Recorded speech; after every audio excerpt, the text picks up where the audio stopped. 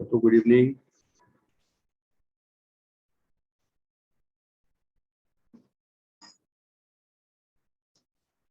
Good evening sir.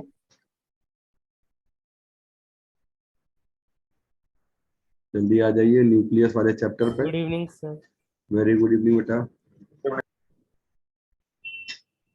One shot है ना sir आज तो? क्या बेटा? वन शॉट का आया था। क्या आया था? वन शॉट न्यूक्लियस का आया था अभी। हाँ हाँ, वन शॉट है बेटा, आज पूरा करा के छोड़ेंगे। सर रिएक्टर हम लोग में है ना? रिएक्टर नहीं है, नहीं है। हल्का फुल्का इंट्रोडक्टरी है। फिजन और फ्यूजन वो है। वो है ना सर?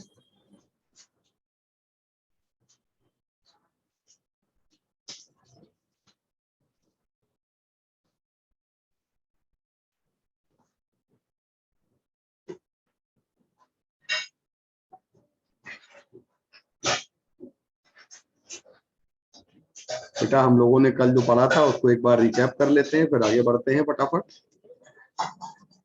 और सारी चीजें एक बार रिवाइज भी हो जाएंगी और एक तरह से वन शॉट हम लोग को करना है आज कंप्लीट। देखो बेटा, न्यूक्लियस में सबसे पहले आता है कंपोजिशन, और कंपोजिशन में ये पीडीएफ तो हम आपको दे देंगे।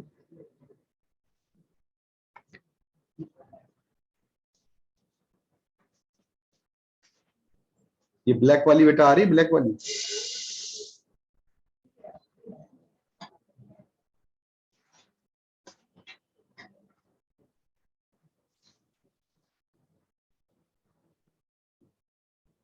जो ब्लैक वाली स्लाइड आ रही? No sir.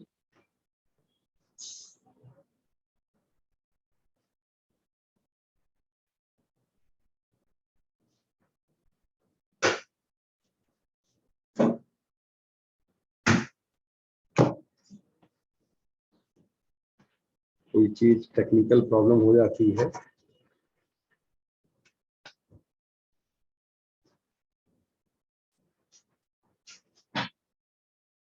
व्हाइट वाली आ रही है,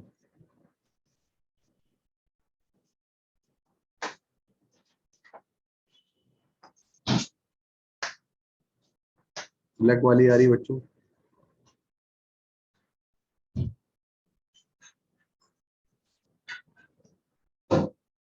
आ रही है बेटा? Yes sir. चलिए देखिए, न्यूक्लियस के कंपोजिशन में कहा जाता है कि जो रदरफोर्ड ने डिस्कवरी की थी न्यूक्लियस की, उसमें बेटा 10⁻⁻15 मीटर के साइज में आपके पास आता है। 10⁻⁻15 मीटर के साइज में आपके पास यहाँ पे न्यूक्लियस में रहते हैं न्यूक्लियॉन। 10⁻⁻15 मीटर और न्यूक्लियस में रहते हैं बेटा न्यूक्लियॉन। और बेटा एक बात ध्यान रखिएगा, न्यूक्लियस में जो न्यूक्लियॉन रहते हैं उनमें अगर हम लोग यहाँ पे कहें कि जो हमारे न्यूक्लियॉन है उनको हम लोग फर्मियन भी कहते हैं, क्योंकि वो फर्मी साइज में रहते हैं। बेटा इसके बाद हम आ जाते हैं, आज मेरा वीडियो काम नहीं कर रहा है, न्यूक्लियस में आते हैं बेटा हम लोग। न्यूक्लियस का सिंबल होता है ये, और अगर इस न्यूक्लियस के सिंबल में हम Z पे आएंगे तो एटॉमिक नंबर, हाँ बेटा ये स्लाइड कौन सी आ रही, ब्लैक वाली या व्हाइट वाली? सर व्हाइट वाली।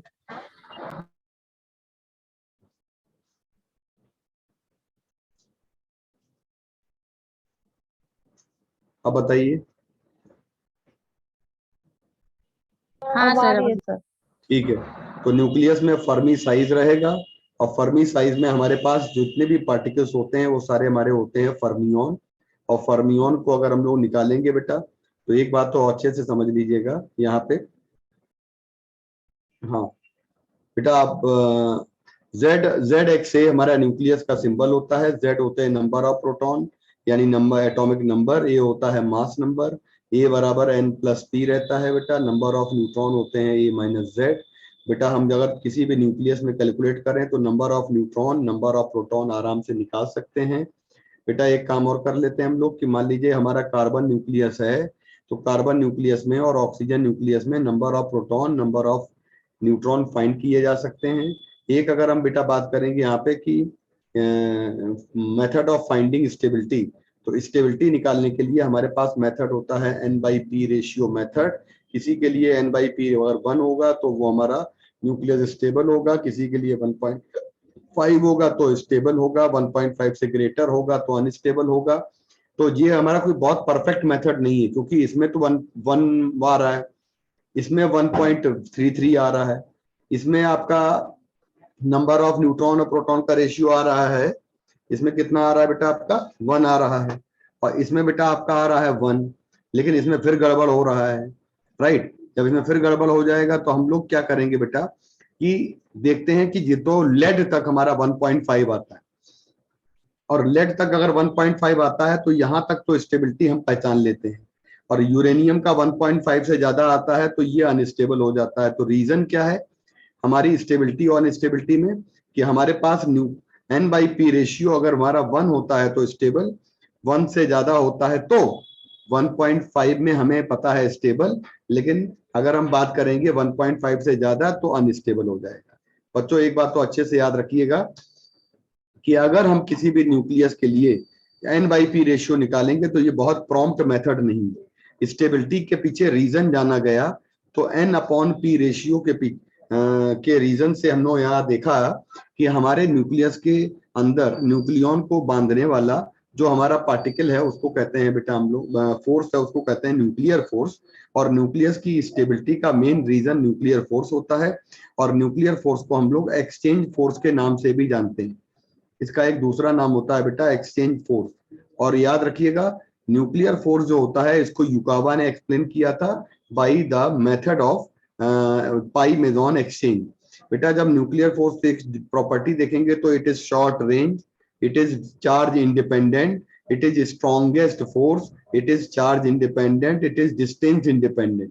तो अगर हम चारों प्रॉपर्टी को अच्छे से देख लें तो डिस्टेंस इंडिपेंडेंट और चार्ज इंडिपेंडेंट ये ऐसी प्रॉपर्टी हैं जो हमारे बाकी सारे फोर्सेस से इनको अलग करती हैं। जैसे हम बात करें कि हमारे पास 2 क्वेश्चन बड़े इंपॉर्टेंट आते हैं कि अगर न्यूक्लियर फोर्स आता है तो बताइए इनमें से कौन सा ऑप्शन करेक्ट है। तो याद रखिएगा force between 2 neutron, proton neutron and proton proton, ये फोर्स हमेशा क्या रहेगा आपका एक जैसा रहेगा। और फोर्स बिटवीन न्यूट्रॉन न्यूट्रॉन अगर हम देखेंगे और नेट फोर्स निकालेंगे तो नेट फोर्स में कूलोम्बियन फोर्स कहाँ काम करता है, कूलोम्बियन फोर्स 2 चार्ज पार्टिकल में काम करेगा।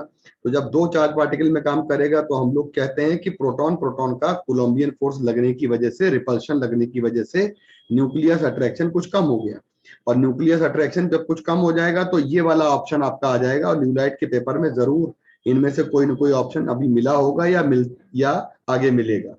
बेटा मास डिफेक्ट की बात हम करते हैं तो न्यूक्लियर फोर्स के बाद हम अगर मास डिफेक्ट की बात करते हैं तो मास डिफेक्ट को कैलकुलेट करने का तरीका होता है sum of the masses of all nucleon, sum of the masses of all nucleon and minus mass of the real mass of the nucleus.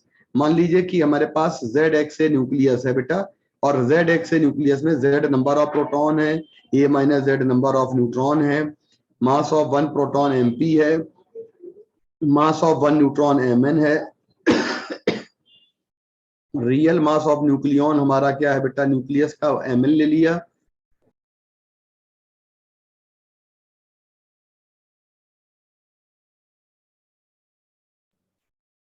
हमारे पास यहाँ पे आ जाएगा रियल मास ऑफ न्यूक्लियस को अगर हम माइनस करेंगे तो बेटा हम आराम से फाइंड कर सकते हैं यहाँ पर मास डिफेक्ट की वैल्यू। बच्चों एक बात ध्यान रखिएगा, कभी भी मास डिफेक्ट निकालना होता है तो हमेशा हम sum of the mass of all nucleon निकालेंगे, Z प्रोटॉन का mass, A minus Z neutron का मास, और ये टोटल मास ऑफ न्यूक्लियॉन हमेशा आपका न्यूक्लियस के रियल मास से ज्यादा होता है, कभी कभी ये कम भी हो जाता है याद रखिएगा, लेकिन नॉर्मल केसेस में ये वैल्यू ज्यादा होती है। तो नॉर्मल क्वेश्चन अगर आएगा तब तो आपका ये आंसर आएगा, लेकिन कभी कभी ये वैल्यू हमारी कम भी होती है। बेटा अगर बात करेंगे न्यूक्लियर मास की और न्यूक्लियर मास डिफेक्ट की, तो मास डिफेक्ट अगर हमारा जब भी निकालोगे अगर किलोग्राम, ग्राम और मिलीग्राम के उसमें होता है यूनिट में, तो हमेशा एनर्जी, बाइंडिंग एनर्जी निकालने का फॉर्मूला होता है डेल्टा M इंटू सी स्क्वायर।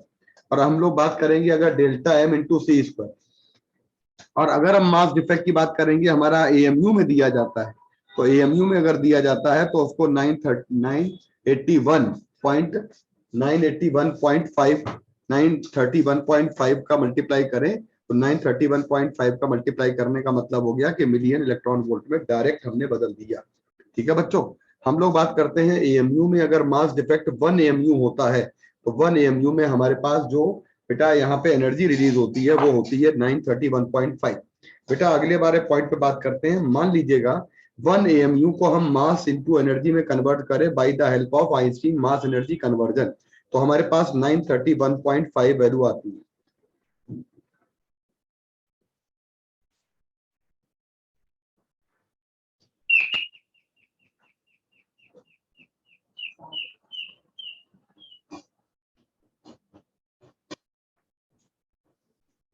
बेटा अगर बात करते हैं 931.5 अगर वैल्यू आती है तो हम अगर यहाँ पे देखेंगे बेटा कि 931.5 में हम अगर डायरेक्ट कन्वर्जन करें तो हम मिलियन इलेक्ट्रॉन वोल्ट में फाइंड कर सकते हैं।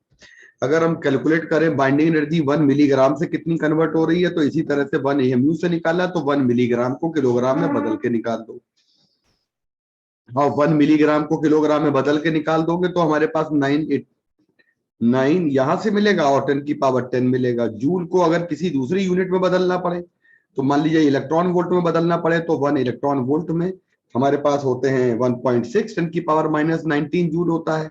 फटाफट रख दीजिए और इसमें आंसर आ जाएगा, डिवाइड कर दीजिए। किलो वॉट आवर में बदलना पड़े तो 3.6 10 की पावर 6 से डिवाइड कर दीजिए। और बेटा जब मिलियन में निकालना पड़े तो हम लोग उसको निकाल देंगे आराम से, राइट। अच्छा बेटा अगर एक कैलकुलेशन करते हैं कि बाइंडिंग एनर्जी जरा कैलकुलेट करिएगा किसी भी न्यूक्लियस की, और बाइंडिंग एनर्जी जब कैलकुलेट करेंगे तो हमारे पास आ जाएगा binding energy equal to 2 into, मान लीजिए आपको बोला जाता है कि हीलियम न्यूक्लियस की बाइंडिंग एनर्जी निकालो। बताओ हीलियम में कितने प्रोटॉन हो गए? 2। कितने न्यूट्रॉन हो गए? 2। सारे प्रोटॉन और न्यूट्रॉन का मास जोड़ो, निकाल लेंगे। न्यूक्लियस का वास्तविक मास कितना है?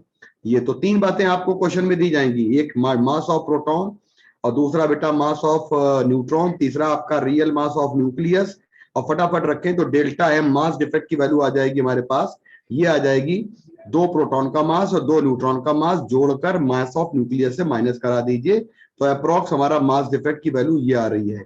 और इसको 931.5 से मल्टीप्लाई कर देंगे तो हमारे पास 28 अप्रोक्स हमारी वैल्यू आ जाएगी। और मान लीजिए आपको बाइंडिंग एनर्जी पर न्यूक्लियॉन निकालना पड़े तो बाइंडिंग एनर्जी पर न्यूक्लियॉन अगर निकालना पड़े बेटा तो बाइंडिंग एनर्जी पर न्यूक्लियॉन निकालने के लिए बाइंडिंग एनर्जी को हम मास नंबर से डिवाइड कर दें तो हमारे पास 7 मिलियन के आसपास प्रति न्यूक्लियॉन की बाइंडिंग एनर्जी आ जाएगी। इसी तरह का क्वेश्चन जरा इसका सॉल्व करिए आप।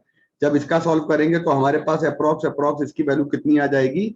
कार्बन का न्यूक्लियस है और कार्बन के न्यूक्लियस में मास ऑफ प्रोटॉन वही, मास ऑफ न्यूट्रॉन सेम। तो हम अगर मास यहाँ पे कार्बन के लिए निकालें तो कार्बन के न्यूक्लियस का मास ले लेंगे 12 एएमयू, और जब फाइंड करेंगे तो मास डिफेक्ट की वैल्यू आ रही है 0.0957।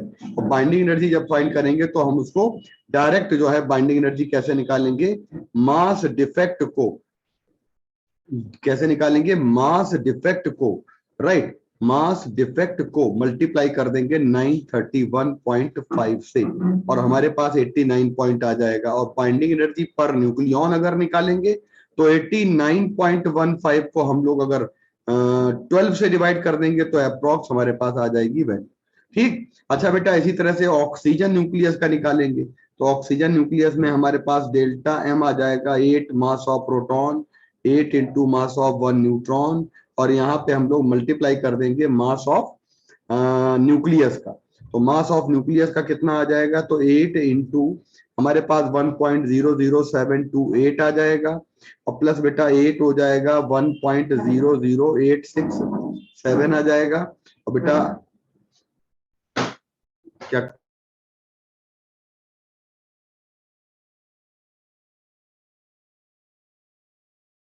तो बेटा हमारे पास यहाँ पे आ जाएगा कि 867 और मल्टीप्लाई करने के बाद इसको सॉल्व करेंगे बेटा ये आ जाएगी वैल्यू हमारे पास 15.999969 और सॉल्व करेंगे तो करीब करीब जरा कैलकुलेट करो इसका कितना आ रहा है। बाइंडिंग एनर्जी अगर हम निकालें तो डेल्टा एम इंटू 931.5 से मल्टीप्लाई करें और बाइंडिंग एनर्जी पर न्यूक्लियॉन अगर निकालें तो हम लोग इसको क्या कर देंगे, मल्टीप्लाई करने के बाद सॉल्व कर लेंगे। अप्रॉक्स वैल्यू बताइए कितनी आ रही है ऑक्सीजन के लिए। ऑक्सीजन के लिए हमारे पास ये आ रहा है 8, अगर हम माइनस करेंगे तो अप्रॉक्स हमारी वैल्यू आ जाएगी, ये आ जाएगी 1.00728 प्लस 1.00867 और इंटू आ जाएगा 8 और माइनस आ जाएगा 15.9969। तो बेटा पॉइंट आ जाएगा और पॉइंट बेटा 1307 मल्टीप्लाइड बाई 931.5 और सॉल्व कर लेंगे तो हमारे पास आ जाएगी वैल्यू बेटा कितनी आ जाएगी, 931.5 से मल्टीप्लाई करेंगे तो 122 के करीब करीब हमारा आंसर आ जाएगा। और 122 को अगर हम 8 से डिवाइड कर देंगे तो अप्रोक्स हमारे पास कितना आ जाएगा, 122 डिवाइडेड बाई 8।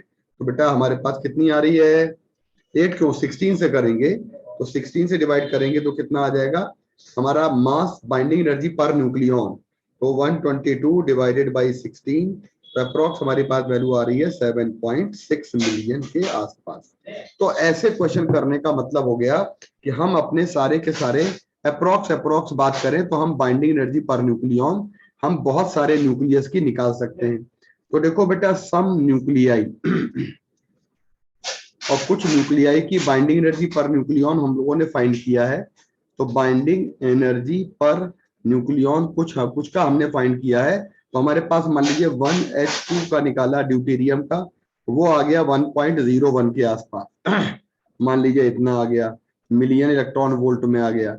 बेटा हम अगर बात करेंगे हीलियम की तो हीलियम की अप्रोक्स आ जाएगी 7.01 के आसपास, जो भी 7 के आसपास आ गया मान लीजिए, ठीक है। और बेटा अगर हम बात करेंगे यहाँ पर लिथियम की तो लिथियम की binding energy per nucleon 4.3 million के आसपास आ जाएगी। अगर बेटा हम बात करेंगे कार्बन की तो कार्बन की बाइंडिंग एनर्जी पर न्यूक्लियन करीब करीब हमारी 7.6 के आसपास मान लीजिए आ जाती है। बेटा हम ऑक्सीजन की बात करेंगे तो ऑक्सीजन के लिए हमारी अलग आएगी। 9 फ्लोरीन की बात करेंगे तो 9 फ्लोरीन 19, तो ये आ जाएगा ऑक्सीजन का 8 मिलियन के आसपास बेटा, ये 7.8 मिलियन के आसपास आ जाएगा, राइट। इसमें हम नाइट्रोजन भी ले लेते हैं एक जगह पे। बेटा नाइट्रोजन अगर हम ले लेंगे तो ठीक है, अप्रॉक्स कोई भी ले सकते, कोई ऐसा नहीं है। फिर हम 82 लेड की बात करें अगर, तो अब मोटा 82 लेड की अगर बात करेंगे तो हमारे पास binding energy per nucleon approx बेटा आ जाएगी 7.9 या 7.89 समथिंग आ जाएगा। बेटा हम 92 यूरेनियम की बात करेंगे तो फिर बाइंडिंग एनर्जी पर न्यूक्लियन हमारी जो है ना 238, तो ये हमारी और घटने लगेगी बेटा 7.1 के अराउंड आ जाएगी यूरेनियम की। तो जैसे हम लोगों ने यहाँ पर इतनी सारी बाइंडिंग एनर्जी अभी निकाली, ये आपको रटना नहीं है, ये मोटी मोटी वैल्यू जो मैंने निकालनी सिखाई है इसके हिसाब से अगर हमसे कोई कहे कि ग्राफ बनाइएगा जरा, तो देखिएगा जरा मैं आपको बाइंडिंग एनर्जी कर्व बनाना सिखाता हूँ कि बाइंडिंग एनर्जी कर्व से क्वेश्चन को कैसे किया जाए। तो बेटा बाइंडिंग एनर्जी कर्व में हमारे पास यहाँ पे आता है बाइंडिंग एनर्जी पर न्यूक्लियन और यहाँ पे आता है मास नंबर। तो हमारा जो यहाँ पे बनेगा वो मास नंबर और बाइंडिंग एनर्जी पर न्यूक्लियन में बनेगा, मास नंबर और बाइंडिंग एनर्जी पर न्यूक्लियन में ग्राफ बनेगा। और मास नंबर 0 से हमने 5 कर लिया, 5 से हमने 10 कर लिया, 10 से हमने 15 कर लिया, 15 से हमने 20 कर लिया, 20 से हमने अप्रोक्स जो है, अब मान लीजिए एक और बाइंडिंग एनर्जी पर न्यूक्लियन हम आयरन की निकाल दें तो 26 आयरन 56 की बाइंडिंग एनर्जी पर न्यूक्लियन आ जाएगी 8.8 मिलियन, और यही हमारी सबसे ज्यादा होती है बाइंडिंग एनर्जी पर न्यूक्लियन। कहा यह जाता है, देखा जाता है कि बाइंडिंग एनर्जी पर न्यूक्लियन जिसकी सबसे ज्यादा होती है वही न्यूक्लियस हमारा मोस्ट स्टेबल होता है। बेटा यहाँ पे हम लोग बात करेंगे तो ये ग्राफ हल्का सा ब्रेक कर देंगे, तो ब्रेक करने के बाद हमारा यहाँ पे आ जाएगा 50 या 60 के आसपास ले लेंगे, यहाँ पे 200 के आसपास या 208 के आसपास वैल्यू आ जाएगी। तो ऐसा देखा गया है कि बीच में 56 पड़ेगा तो वहां पे बाइंडिंग एनर्जी पर न्यूक्लियन सबसे ज्यादा मिलेगी आयरन के लिए। ये हो जाएगा 1.01, ये हो जाएगा 2, ये हो जाएगा बेटा 3 और मिलियन में है, और ये हो जाएगा 4 मिलियन, और बेटा ये आ जाएगा आपके पास 5 million electron volt, this will be 6 million electron volt, this will be 7 million electron volt, ये आ जाएगा 8 मिलियन इलेक्ट्रॉन वोल्ट, ये आ जाएगा 9 मिलियन इलेक्ट्रॉन वोल्ट। और हमने एक काम ये किया है यहाँ पे कि हमने एक पर एक लाइन बना दी है और इसको कहते हैं एवरेज बाइंडिंग एनर्जी पर न्यूक्लियॉन। बच्चों एवरेज बाइंडिंग एनर्जी पर न्यूक्लियॉन जो होती है किसी भी न्यूक्लियस की, एवरेज बाइंडिंग एनर्जी पर न्यूक्लियॉन किसी भी न्यूक्लियस की होती है, वो हमारी सामने है, हमारी आंखों के सामने। तो बेटा एवरेज बाइंडिंग एनर्जी पर न्यूक्लियॉन अगर आप फाइंड करोगे तो ये हम आराम से फाइंड कर सकते हैं एवरेज बाइंडिंग एनर्जी पर न्यूक्लियॉन की वैल्यू। बेटा यहाँ पे हम बात करें, प्लॉट करें जरा इनको, तो हमारे पास सबसे पहले 1.1 आ जाएगा, फिर दूसरा ग्राफ पॉइंट हमारे पास आ जाएगा 7 पॉइंट समथिंग, फिर अगला हो जाएगा हमारे पास, देखो हमने हर एक को प्लॉट करने जा रहे हैं।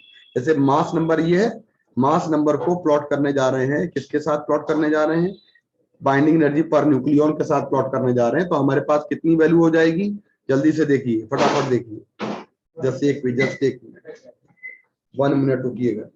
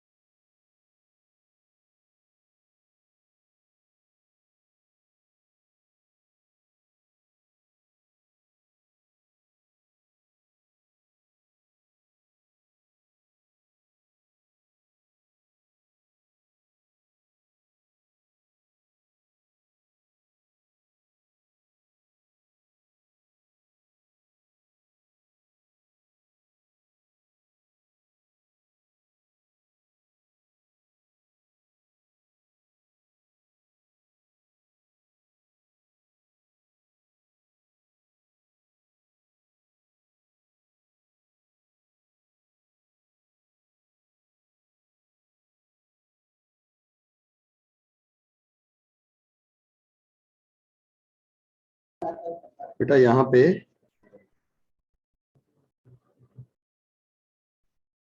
अगर हम बेटा यहाँ बात करें तो मोटा मोटा अगर हम प्लॉट करेंगे ना, तो हमारे पास जैसे जितने भी हमारे, जैसे मान लीजिए आयरन है 56 पे हमारे पास 8.8 आ जाए। इसके बाद हम अगर 18-19 पे प्लॉट करें, 16 पे ऑक्सीजन प्लॉट करें तो 16 पे यहाँ पे 8 के आसपास वैल्यू आ जाएगी, 16 पे यहाँ पे 8 के आसपास वैल्यू आ जाएगी, है ना। और बेटा फिर यहाँ पे 7.8 है ना, इस तरह से निकालेंगे तो हम लोग कुल मिलाकर आपके पास जो वैल्यू आएगी वो इस तरह से आएगी। तो एक रफ स्केच बनाने जा रहे हैं, कोई ऐसा स्केच नहीं है जिसमें आपको प्लॉट करना पड़े बहुत ज्यादा डिटेल में। और एक काम करते हैं कि यहाँ पे हमारी बाइंडिंग एनर्जी जो होती है पर न्यूक्लियॉन वो हमारी 206 के बाद फिर नीचे डाउन होनी शुरू हो जाती है। तो अब मैं क्या बताना चाहता हूं, देखो ये वैल्यू लर्न तो किसी को नहीं करनी है, ठीक है, लर्न किसी को नहीं करनी है। काम क्या करना है, काम ये होता है कि जैसे हम अगर बात करें तो स्टार्टिंग में देखा जाए तो शुरुआत के जो हमारे हल्के न्यूक्लियस हैं उनको अलग डिवाइड कर दे, भारी न्यूक्लियस हैं उनको अलग अलग डिवाइड कर दे। तो कहा यह जाता है कि बीच की जो रेंज होती है हमारी, ये होते हैं हमारे मोस्ट स्टेबल पार्ट। तो ये मोस्ट स्टेबल जोन होता है और ये हमारा लीस्ट स्टेबल होता है। और एक बात समझ लीजिएगा, ये लाइट न्यूक्लियस होते हैं और ये आप हमारे हैवी न्यूक्लियस होते हैं। यहाँ पे हमारे हैवी न्यूक्लियस होते हैं और यहाँ पे हमारे लाइट न्यूक्लियस होते हैं और ये वाले हमारे क्या होते हैं बेटा, 1 मिनट रुकिएगा जरा, थोड़ा स्क्रीन में प्रॉब्लम।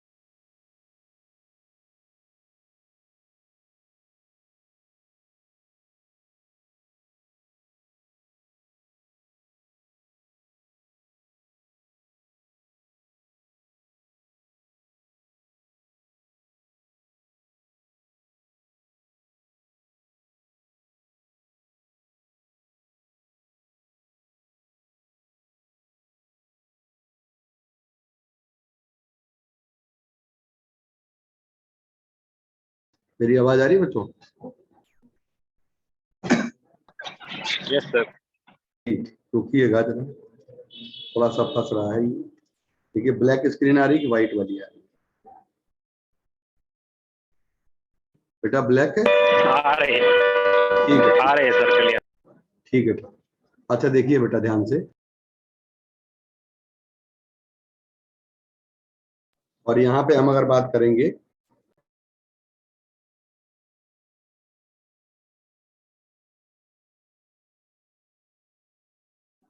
और बेटा यहाँ पे हम लोग जब बात करेंगे ना, तो इसमें पूछा जाता है कि बाइंडिंग एनर्जी पर न्यूक्लियॉन, पूछने वाले क्वेश्चन है देखो, बाइंडिंग एनर्जी पर न्यूक्लियॉन बढ़ेगी with mass number, with mass number, और यहाँ पे बाइंडिंग एनर्जी पर न्यूक्लियॉन ऑलमोस्ट जो है वो हमारी मोर देन 8 मिलियन रहेगी, और यहाँ पे बाइंडिंग एनर्जी पर न्यूक्लियॉन हमारा लेस देन 8 आ जाएगा। तो बाइंडिंग एनर्जी पर न्यूक्लियॉन यहाँ पे क्या होगी, स्टेबल के लिए मतलब हैवी न्यूक्लियस के लिए डिक्रीज करेगी with mass number. Mass number जब हमारा बढ़ेगा तो बाइंडिंग एनर्जी पर न्यूक्लियॉन, मास नंबर बढ़ेगा, बाइंडिंग एनर्जी पर न्यूक्लियॉन हमारी जो होगी वो क्या हो जाएगी, डिक्रीज करेगी। तो स्टार्टिंग में बाइंडिंग एनर्जी पर न्यूक्लियॉन का बढ़ना और फिर बेटा स्टार्टिंग में सडनली बढ़ना, ये बताता है कि हमारे जितने भी न्यूक्लियस हैं उन न्यूक्लियस में अगर बाइंडिंग एनर्जी पर न्यूक्लियॉन हमारी, अगर बाइंडिंग एनर्जी पर न्यूक्लियॉन 8 से कम रहती है तो वो न्यूक्लियस हमारे अनस्टेबल होते हैं। तो हल्के न्यूक्लियस अनस्टेबल होते हैं और ये वाले न्यूक्लियस हमारे क्या होते हैं बेटा, स्टेबल होते हैं, क्योंकि इनकी बाइंडिंग एनर्जी पर न्यूक्लियॉन क्या होती है हमारी, मोर देन 8 होती है। तो बाइंडिंग एनर्जी पर न्यूक्लियॉन अगर मोर देन 8 है, 8 मिलियन है या 8 मिलियन से ज्यादा है, तो बेटा हम लोग यहाँ पे बात करेंगे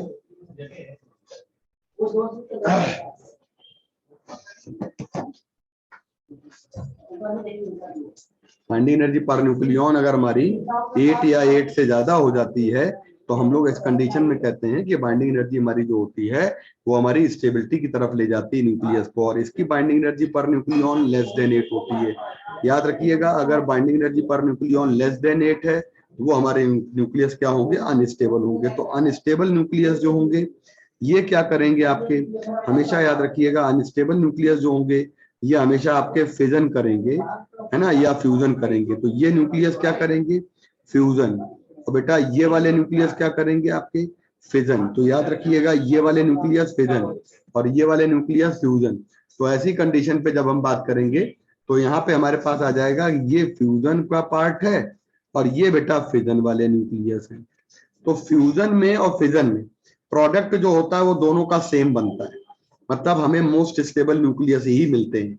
लाइट न्यूक्लियस जब हमें जुड़ेंगे तब फ्यूजन होगा तो उसमें प्रोडक्ट बनेगा हमारा, और हमारे हैवी न्यूक्लियस ब्रेक करेंगे तो हमारे, जब हमारा प्रोडक्ट सेम बनेगा तो हमारे एनर्जी दोनों में निकलती है। तो जब एनर्जी दोनों में निकलती है तो फ्यूजन का कंसेप्ट क्या होता है, देखिएगा फ्यूजन के कॉन्सेप्ट में आपको एक बात समझनी पड़ेगी। यहाँ पे मान लीजिएगा हमने 2 न्यूक्लियस लिए और उनको हमने फ्यूजन कराया, ठीक, मान लीजिए हमारे पास 1H2 आया और बेटा हमने 1H2 आया और हमने यहाँ पर इसको फ्यूजन करा के हमने हीलियम बना लिया। तो जब हमने फ्यूजन करा के हीलियम बनाया तो हमने यहाँ पर देख,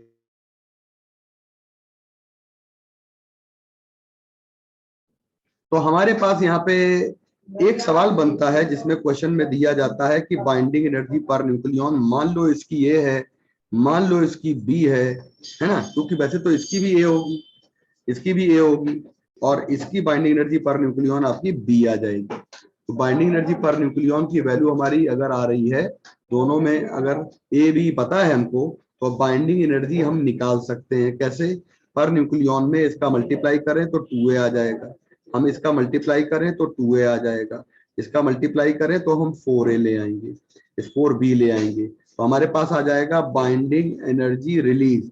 तो बाइंडिंग एनर्जी रिलीज अगर कोई पूछेगा तो ऐसी कंडीशन पे binding energy of product minus binding energy of reactant का मल्टीप्लाई करते हैं, तो प्रोडक्ट में 4b आ जाएगा और रिएक्टेंट में 4a आ जाएगा। तो इस तरह से सवाल हमें अगर वैल्यू बदल के दे दिया जाए, मान लो यहाँ पे वैल्यू दे दी जाए हमको बदल के, यहाँ पे कुछ और बदल दी जाए तो जो हमारा रियल क्वेश्चन होता है वो हमारा इस तरह से आता है और कभी बदला नहीं जाता है, क्योंकि binding energy per nucleon mass number की तरह स्टेबल हो जाती है, फिक्स रहती है वैल्यू।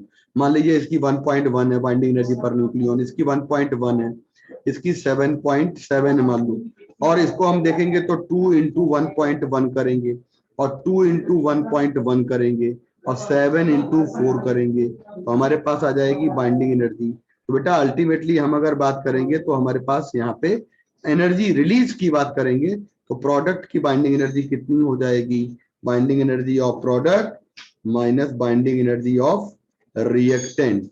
तो प्रोडक्ट की बाइंडिंग एनर्जी हो जाएगी 7 इंटू 4 और रिएक्टेंट की बाइंडिंग एनर्जी हो जाएगी 2.2 प्लस 2.2।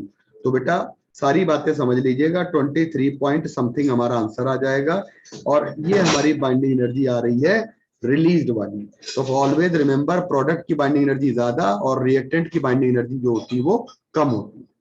ठीक है, तो एक बात बस सारे बच्चे देख लीजिएगा, प्रोडक्ट की बाइंडिंग एनर्जी ज्यादा और रिएक्टेंट की बाइंडिंग एनर्जी कम होती है।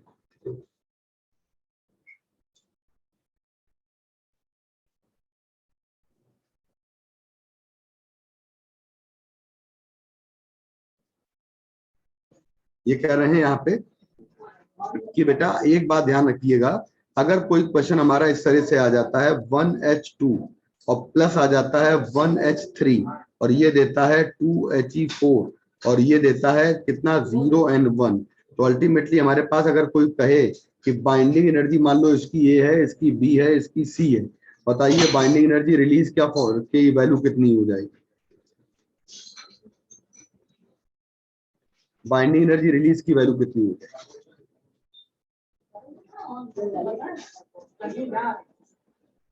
बाइंडिंग एनर्जी रिलीज निकालिए बच्चों। Sir C minus A plus B। बिल्कुल सही, कुछ बच्चे जल्दबाजी में गलती कर डालेंगे, इसका मल्टीप्लाई कर डालेंगे, लेकिन हमें बाइंडिंग एनर्जी दी गई है पर न्यूक्लियॉन नहीं दिया गया, इस बात का ख्याल रखना। बाइंडिंग एनर्जी दी गई है पर न्यूक्लियॉन नहीं दिया गया है, हमको इस बात का ख्याल रखना। ठीक है बच्चों, बाइंडिंग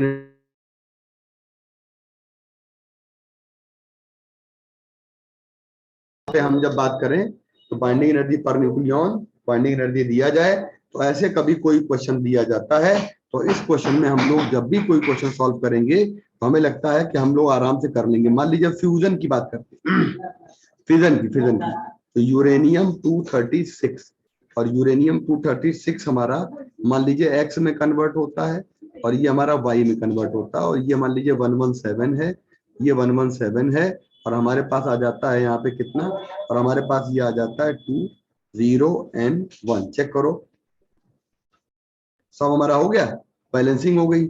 और इसकी बाइंडिंग एनर्जी पर न्यूक्लियॉन अगर फिजन में दे दी जाए, इसकी मान लीजिए 7.6 दे दी जाए और इसकी मान लीजिएगा 8 दे दी जाए या आपको 8 दे दी जाए, तो बाइंडिंग एनर्जी पर न्यूक्लियॉन का बढ़ जाना ये बताता है स्टेबिलिटी। तो एक बात अच्छे समझ लीजिएगा, जो न्यूक्लियस हमारे फिजन करने के बाद टूटेंगे और टूट के हमें कोई छोटे छोटे न्यूक्लियस देंगे तो दोनों प्रोसेस में बाइंडिंग एनर्जी पर न्यूक्लियॉन बढ़ेगी।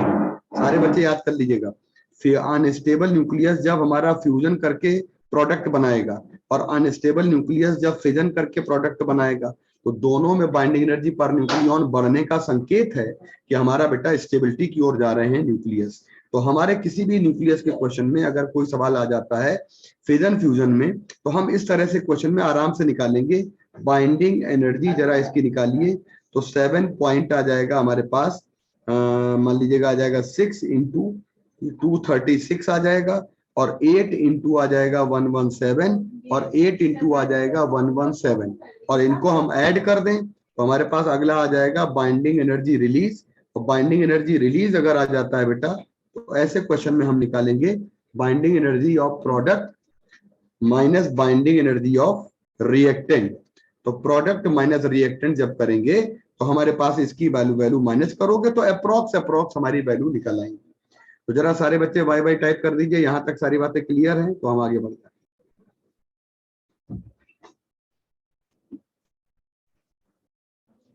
और हम लोग ऐसी कंडीशन में जब बात करें तो हमारे पास जितने भी तरह के न्यूक्लियस हैं, है ना, तो एक बात तो आप समझ लीजिए कि हमने आपको जितनी भी बाइंडिंग एनर्जी से रिलेटेड सारी बातें बताई। जैसे एक होता है पैकिंग फ्रैक्शन।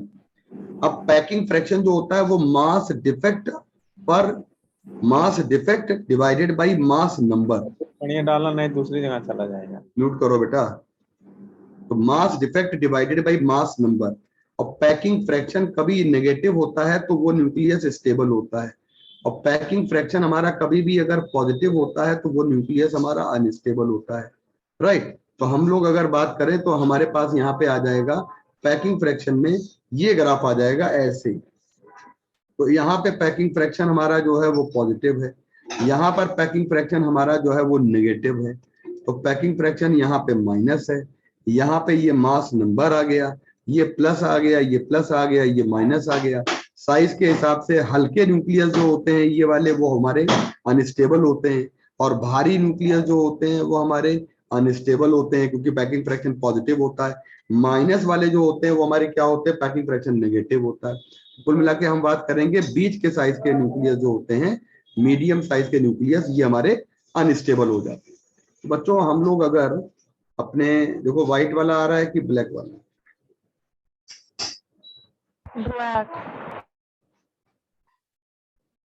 देखिए हमने आपको बताया ये हाँ, जैसे अब आपको आइसोटोप्स, आइसोबार, इन चीजों में पढ़ने की सीधे सीधे याद रखना कि हम लोग आइसोटोप्स में same atomic number, same mass number नहीं, different mass number. Different mass number हमारा रहेगा तो आइसोटोप, डिफरेंट एटॉमिक नंबर रहेगा तो आइसोबार, और अगर एटॉमिक नंबर का डिफरेंस हमारा 1 रहेगा तो मिरर आइसोबार, और आइसोटोन जो रहेगा वो हमारे पास सेम नंबर ऑफ न्यूट्रॉन हो जाएंगे, है ना। तो हमारे पास अल्टीमेटली बात करते हैं कि हम लोग अगर न्यूक्लियस के कंडीशन में, न्यूक्लियस के पूरे पार्ट में हमने आपको जितनी बातें बताई, जैसे न्यूक्लियर फोर्स के बारे में समझाया, वो यहाँ लिखा हुआ पीडीएफ शेयर करेंगे हम आपको। और बेटा हमने आपको जो स्टेबिलिटी के बारे में बताया N/P रेशियो, वो देखो यहाँ पे लिखा है, अभी आपको शेयर करेंगे। पेयर प्रोडक्शन से हमारा रेडियो एक्टिविटी शुरू हो जाता है, पेयर प्रोडक्शन से ये रेडियो एक्टिविटी शुरू हो जाती है, राइट। और बेटा स्टेबिलिटी के बारे में मैंने बताया, बाइंडिंग एनर्जी ग्राफ के बारे में बताया। एनसीईआरटी का ग्राफ जरा देखिएगा, ये वाला जो पोर्शन होता है ना, स्ट्रेट लाइन वाला पोर्शन, ये देता है n बराबर z वाली लाइन, और ऐसे n बढ़ने लगे तो n अगर बढ़ने लगेगा p से यानी z से, ग्राफ हमारा इधर चला जाता है।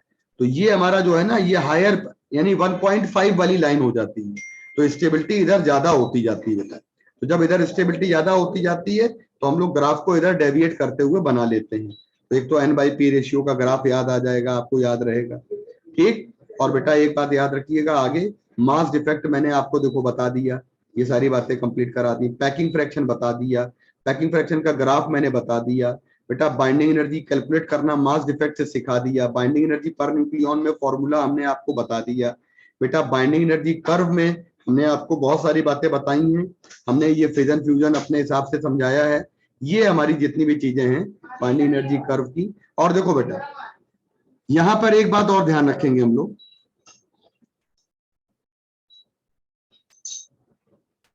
ये आपको ये शीट हम आपको बेटा कल देंगे, समझ रहे हैं बच्चों, क्योंकि कल मेरी क्लास है तो उसमें रेडियो एक्टिविटी डिस्कस होगा बेटा। ये न्यूक्लियर रिएक्टर में ये रेडियो एक्टिविटी वाली बात जितनी भी चीजें है ना बेटा, ये सारी चीजें आपकी कल वाले पार्ट में डिस्कस होंगी बच्चों, ठीक है। मेरी बात समझ में आ रही बच्चों? तो आज आप लोग जो है, हाँ, अब आज की जो क्लास है ना आपकी, इसमें हम लोगों ने कवर कितना किया है, हम लोगों ने सारे क्वेश्चन न्यूक्लियस से रिलेटेड, मतलब सारे क्वेश्चन न्यूक्लियस से रिलेटेड आपके कंप्लीट हो जाने चाहिए। अब कल की क्लास में हम डीके करेंगे, और डीके जब करेंगे तो हम डीके में आपको फिजन फ्यूजन में रिएक्टर बताएंगे और हम आपको रेडियो एक्टिव डीके समझाएंगे। तो कल की क्लास में 1 शॉट हमारा रेडियो एक्टिविटी चलेगा, डीके में 1 शॉट रेडियो एक्टिविटी चलेगा। तो कल की क्लास में और परसों वाली क्लास में हम तब तक आप लोगों से कहेंगे कि क्वेश्चन हमें सब निकाल के दे दीजिए, जितने आपके क्वेश्चन फंसते हो, तो कल हम उनको टाइप करा के उनकी हम वैल्यू निकाल दें, सारे के सारे हमारे क्वेश्चन आपको पहले से मिल जाए। बच्चों एक बात ध्यान रखिएगा, कल वाली क्लास में हम लोग 7:30 पे, आज थोड़ी क्लास लेट हो गई थी, 7:30 पे कल हम लोग कंप्लीट करेंगे radio activity with fission and fusion reactor वाला पार्ट, जो एनसीईआरटी से हम कराएंगे, जितनी बातें काम की। ठीक है बच्चों, तो अब हमें एक चीज ये बता दीजिए आप लोग,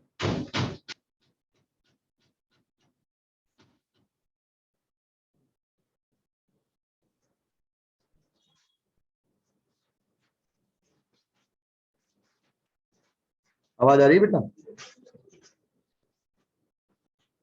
आ रहे हैं सर। हाँ, तो एक चीज हमें ये बता दीजिए सारे लोग कि कल परसों तक, मतलब कल की शाम तक हमें सारे क्वेश्चन अगर आप दे दें तो परसों वाली क्लास में हम आपको वन शॉट में सारे क्वेश्चन करवा दें रेडियो एक्टिविटी वाले जो हमारे फर्स्ट थे। तो हम स्पेस बना के स्लाइड बना लेंगे, तो आप हमें पहले इतना काम कर दीजिए कि हमें जितने क्वेश्चन आपके डाउट हो फोटो खींच के भेज देंगे। ठीक है, तो कल 7:30 पे मिलते हैं बच्चों, राइट? Okay okay sir. बच्चों, okay sir, thank you. Nucleus को सेपरेट करने Thank you, के sir. लिए एनर्जी रिक्वायर्ड नहीं बेटा, न्यूक्लियस को सेपरेट, न्यूक्लियॉन को सेपरेट करने के लिए न्यूक्लियस का कोई मतलब नहीं है ना, दोनों में एनर्जी रिलीज होती है, फिजन में भी होती है, फ्यूजन में भी होती है।